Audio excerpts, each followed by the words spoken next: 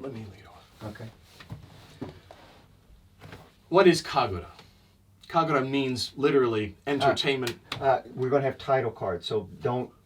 So for my editing thing, Right. Oh, okay. don't answer the question that quickly. Okay. If you want to just prep yourself, that's fine, but then leave a little space because it's going. Okay. What is Kagura will flash on the screen. Kagura literally means entertainment for the gods, and it's a folkloric dance form wedded to Shinto, which is the native religion of Japan, and it's primarily expressed through all-night festivals that celebrate different agrarian cycles. In our case, where we're working October, the fall rice harvest. So the festival goes all night, and it's a series of dances, and of course music and priestly rituals. Yeah, and in certain cases there's vestiges of shamanism in it as well. Where we're working, that's a pretty rare thing too, which is part of the appeal.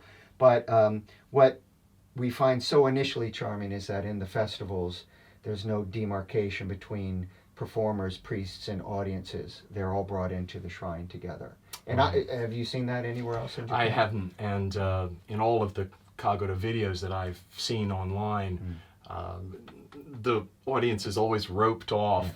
There's always that fourth wall. With the stage up above them and looking down. And yet, there in Shimane, you have families ranged around the tatami mats within the inches shrine. From the dancers. Inches from the dancers, sometimes calling out to them. It's very punk rock in that. It sense, is. right? It is. So that intimacy and kids falling asleep, families reconnecting, friends and family reconnecting, and passing booze around and it's a nexus of communion, right. In these rural communities. Yeah. So. And I can't think of a better way to entertain the gods. Yeah. Why are we making this film, you ask? I did. Yeah, you did. Yeah. Well, in a nutshell, it's at risk of dying. Kagura is at risk of dying. It's so fragile. Any cultural tradition, it takes generations to refine it. But it only takes one generation to cut it off forever. And this is a real risk that stems from the larger demographic situation of Japan. It's an aging population. The people are leaving the countryside to work in the big cities.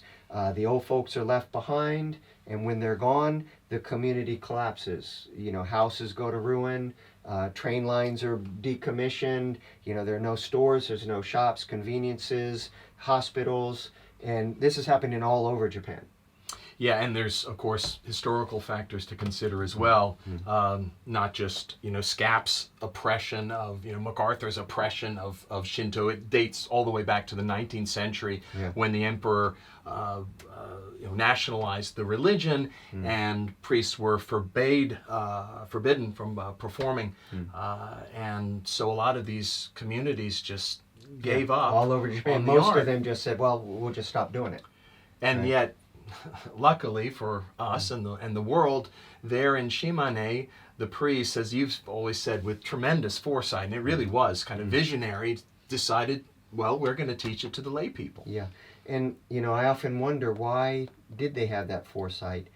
And the only thing I can think is it goes back to, this is entertainment for the gods. It was a sacred imperative, and I think that at least in the 6-beat kagura that we're doing, the older form that's tied to the religious ceremonies, they really believe it.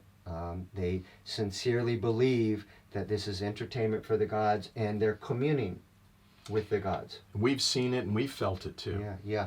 And it's cool. I mean, in 6-beat are the last vestiges of shamanism. They ritually prepare one person to purify them to be inhabited by a local deity, Omotoshin. So this is old animism, and it really predates Shinto even. So that's a secondary reason. It's hand in glove with, it's at risk, and we're hoping to help preserve it or at least archive it.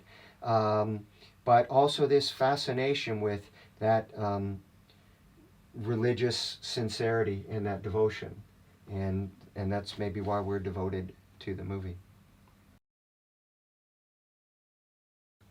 Well, thanks to the generous contributions of a few friends, producers, and a whole lot of the general public, Right.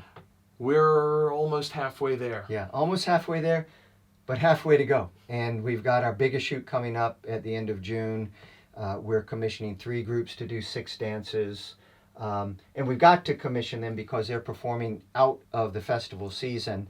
And they decorate the shrines as though for the festivals, just for our shoots, which is one thing that's really unique about this film, is that intimacy that we can have in these beautifully decorated shrines. So we're giving perspectives that are normally not shown when people shoot.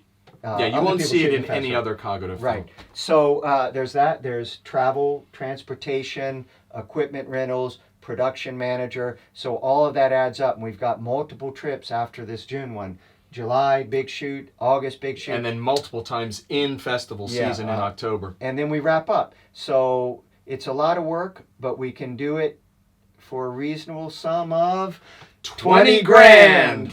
And seriously, we indebted to you in advance. Hopefully you feel what we feel, or a little bit, or a lot. Yeah, or you trust that we know what we're feeling, but we guarantee to make you proud.